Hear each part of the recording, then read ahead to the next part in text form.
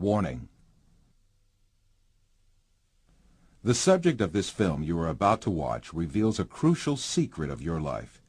You should watch it very attentively, for it concerns a subject that is liable to make fundamental changes in your outlook on the material world.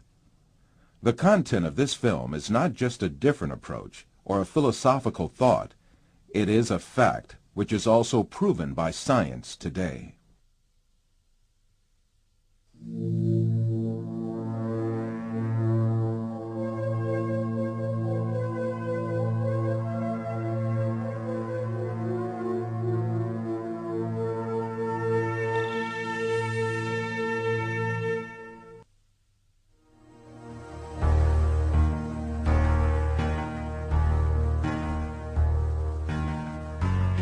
Man is conditioned right from the beginning of his life that the world he lives in has an absolute material reality. So he grows up under the effect of this conditioning and builds his entire life on this viewpoint. The findings of modern science, however, have revealed a completely different and significant reality than what is presumed.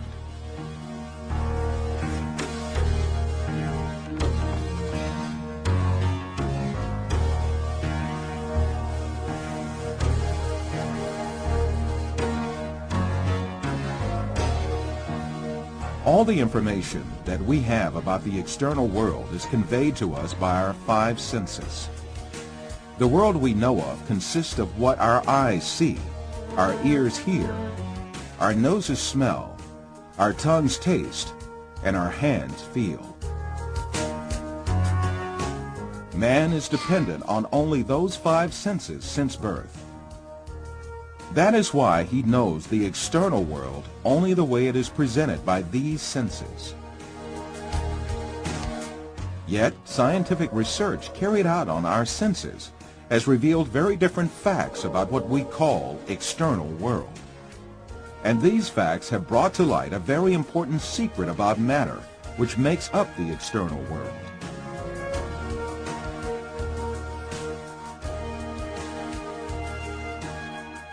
Contemporary thinker Frederick Vester explains the point that science has reached on this subject.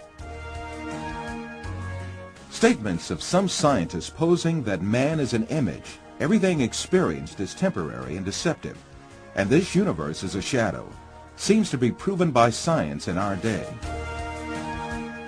In order to better grasp this secret behind matter, let us be reminded of our information about our sense of sight, which provides us with the most extensive information about the external world.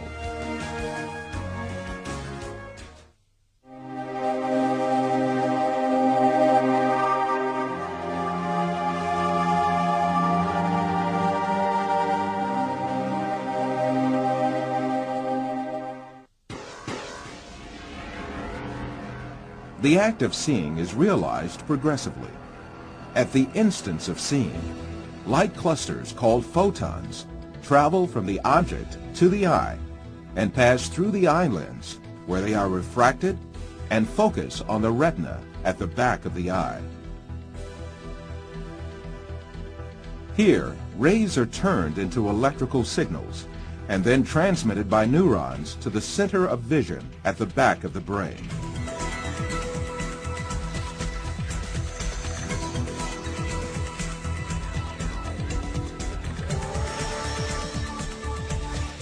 The act of seeing actually takes place in this center in the brain.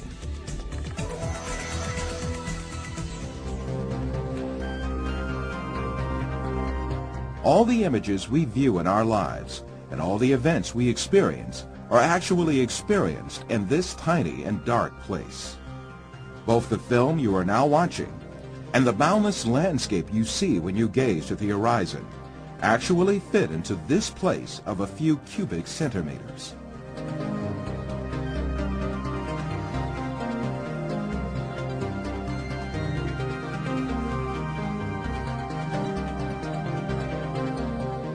Now, let us reconsider this information more carefully.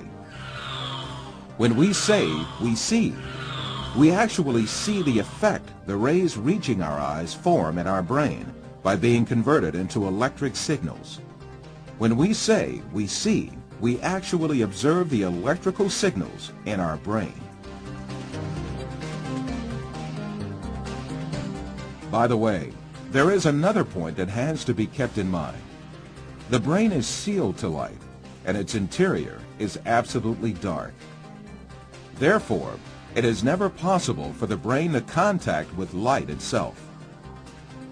We can explain this interesting situation with an example.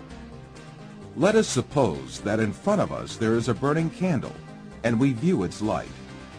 During this period, when we view the candle's light, the inside of our skull and our brain are in absolute darkness. The light of the candle never illuminates our brain and our center of vision. However, we watch a colorful and bright world inside our dark brain.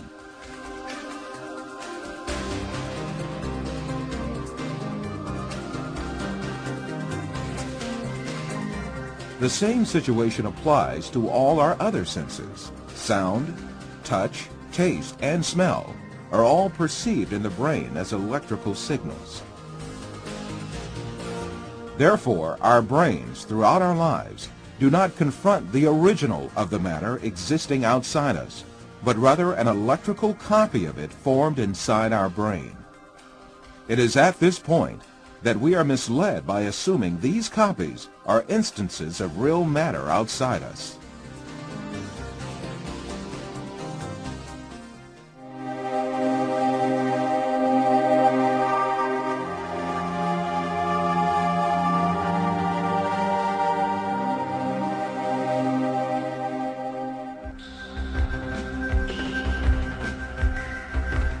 These physical facts make us come to an indisputable conclusion. Everything we see, touch, hear, and perceive is matter. The world, or the universe, is only electrical signals in our brain.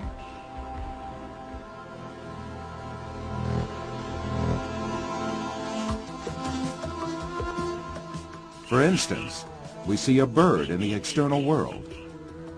In reality, this bird is not in the external world, but in our brain. The light particles reflecting from the bird reach our eye, and there they are converted into electrical signals. These signals are transmitted by neurons to the center of vision in the brain. The bird we see is in fact the electric signals in our brain. If the sight nerves traveling to the brain were disconnected, the image of the bird would suddenly disappear. In the same manner, the bird sounds we hear are also in our brain. If the nerve traveling from the ear to the brain was disconnected, there would be no sound left.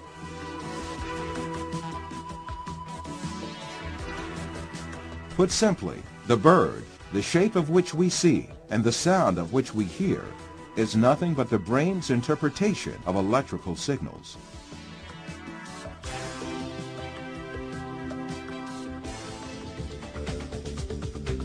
Another point to be considered here is the sense of distance. For example, the distance between you and this screen is nothing but a feeling of space formed in your brain. Also, objects that seem to be very distant in one person's view are actually images clustered at one spot in the brain.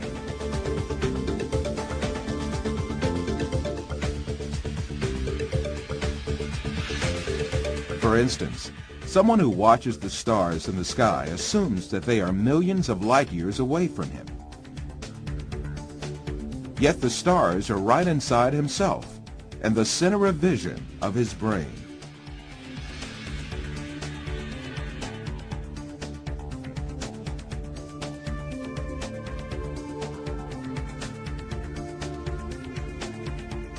While you watch this film, you are in truth not inside the room you assume yourself to be in.